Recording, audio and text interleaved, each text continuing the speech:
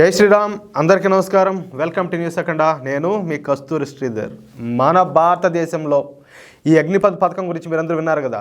దీనికి సంబంధించి ఇక్కడ ఉన్నటువంటి ప్రతిపక్ష పార్టీలు అయినటువంటి కాంగ్రెస్ కావచ్చు, లేకపోతే దాని తోక పార్టీలు కావచ్చు, ఇంతవరకు రక్షణ రంగ పరంగా ఏం వాళ్ళేం కట్టలు కట్టింది ఏమి లేకపోయినా కూడా ఈ అగ్నిపథ్ పథకం మీద పెద్ద ఎత్తున అయితే విమర్శలు అయితే దారుణంగా చేస్తూ ఉన్నారు. అవన్నీ కూడా మనం చూస్తూనే ఉన్నాం. దీనికి సంబంధించి ఈరోజు కార్గిల్ విజయ్ దివస్ సందర్భంగా నరేంద్ర మోడీ గారు కొన్ని సంచలన వ్యాఖ్యలు చేశారు. దాని గురించి ఇప్పుడు నేను మీకు చెప్పే ప్రయత్నం చేస్తా. దయచేసి ప్రతి ఒక్కరు ఈ న్యూస్ జాగ్రత్తగా వినండి. అగ్నిపథ్ పథకం భారత ప్రభుత్వం 3 సాయుధ దళాలలో ప్రవేశపెట్టిన నియామక వ్యవస్థ. అంటే గ్రౌండ్ ఫోర్సెస్, అలాగే ఎయిర్ ఫోర్సు, అలాగే నేవీలలో ప్రవేశపెట్టబడిన నియామక వ్యవస్థనే అగ్నిపథ్ అంటారనమాట. ఈ విధానంలో నియమితులైన సిబ్బందిని అగ్నివీరులు అంటారు. ఈ అగ్నిపథ్ అనే దానికంటే మన వాళ్ళకు ఈ అగ్నివీరులు అంటే బాగా నోటెడ్ అయిపోయింది ఈ మధ్య. 2022 జూన్ 14న భారత ప్రభుత్వం ఆమోదించినటువంటి ఈ పథకాన్ని 2022 సెప్టెంబర్ నుండి అమలు చేస్తూ ఉన్నారు. సంవత్సరానికి 2 సార్లు ఈ అగ్నివీరుల నియామకాలు అయితే చేపడతారు. 17 సంవత్సరాల నుంచి 21 సంవత్సరాల వయసు ఉన్న యువకులను ఈ అగ్నివీరుల పథకం కింద తీసుకోవడం జరుగుతుంది.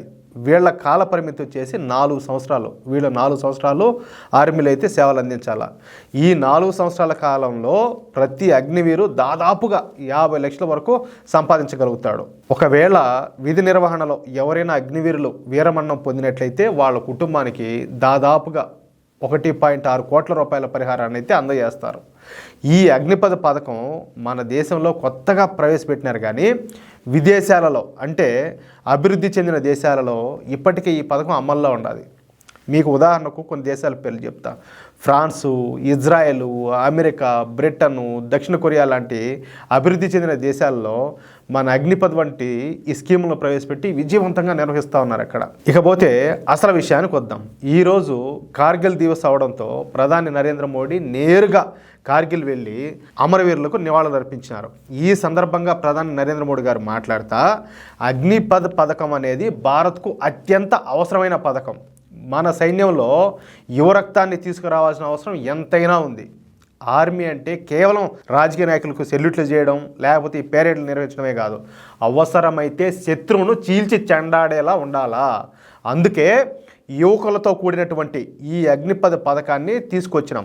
కానీ కొందరు స్వార్థపరులు, ఆయన చెప్పలేదు ఆ మాట, కానీ కొందరు స్వార్థపరులు తమ రాజకీయ అవసరాల కోసం మన అగ్నిపథ్ పథకాన్ని తప్పుపడతా ఉన్నారు. ఎవరోళ్ళు తెలుసు కదా, అర్థమైంది కదా. 54 ఏళ్ళ యువనేత ఆయన, వాళ్ళ తోక పార్టీ వాళ్ళు వీళ్ళంతా అనమాట. ఇలాంటి వారి వ్యాఖ్యలను దయచేసి యువత పట్టించుకోవద్దు. ప్రపంచంలో వివిధ దేశాల సైనికుల యావరేజ్ ఏజ్తో పోల్చుకుంటే మన సైనికుల యావరేజ్ ఏజ్ చాలా ఎక్కువగా ఉన్నది. అలాంటప్పుడు రేపేదైనా యుద్ధం అనేది వస్తే మన సైనికులు పూర్తి సామర్థ్యంతో పనిచేయలేరు కదా. మన దేశ రక్షణ రంగానికి సంస్కరణ అనేటివి అవసరం ఎంతైనా ఉండాలి. ఈ విషయంపై మన ఆర్మీ అనేక సంవత్సరాల నుండి ఆయా కేంద్ర ప్రభుత్వాలకు విజ్ఞప్తి చేస్తూనే ఉండాలి. అంటే ఇది ఎప్పుడు గతంలో కాంగ్రెస్ పార్టీ అధికారంలో ఉన్నప్పుడు ఆర్మీ అయితే ఇలాంటి విజ్ఞప్తులు చాలానే చేసింది, కానీ వాళ్ళు పట్టించుకుంటే కదా, పట్టించుకోరు. ఎందుకంటే దానివల్ల చైనాని ఎదిరించాలా, లేకపోతే పాకిస్తాన్ ఢీ కొట్టాలా, ఇవన్నీ ఉంటాయి. కానీ పాకిస్తాన్ వీళ్ళకి మిత్రదేశమే, చైనా కూడా వీళ్ళకి మిత్రులే.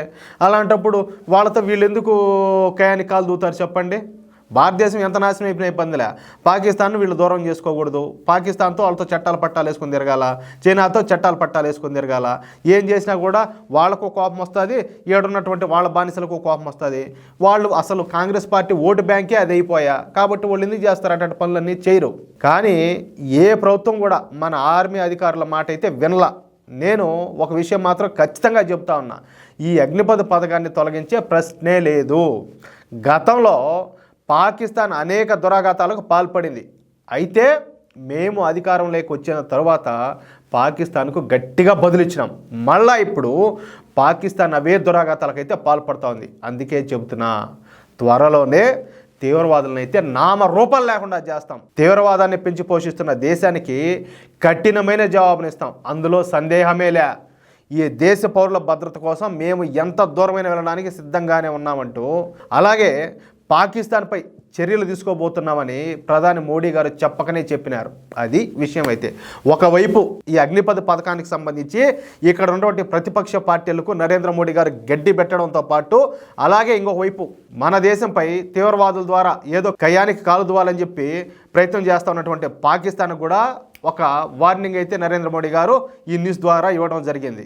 ఈ వీడియోపై మీ యొక్క అమూల్యమైన అభిప్రాయాలను ఖచ్చితంగా ప్రతి ఒక్కరు కూడా కామెంట్ రూపంలో తెలియజేయాలని చెప్పి కోరుకుంటూ, అలాగే ఈ వీడియో నచ్చితే దయచేసి లైక్ చేయడంతో పాటు వీలైనంత మందికి ఈ విలువైన సమాచారాన్ని ప్రతి ఒక్కరికి షేర్ చేసే ప్రయత్నం చేస్తారని మిమ్మల్ని అందరినీ కోరుకుంటా ఉన్నా. అలాగే ఇంతవరకు ఎవరైనా మన ఛానల్ సబ్స్క్రైబ్ చేసుకోకపోతే దయచేసి ఈ వీడియో చూస్తున్నటువంటి మిత్రులందరూ కూడా మన ఛానల్ సబ్స్క్రైబ్ చేసుకోవాలని ప్రతి ఒక్కరిని పేరు పేరున కోరుకుంటా ఉన్నా. జై శ్రీరామ్.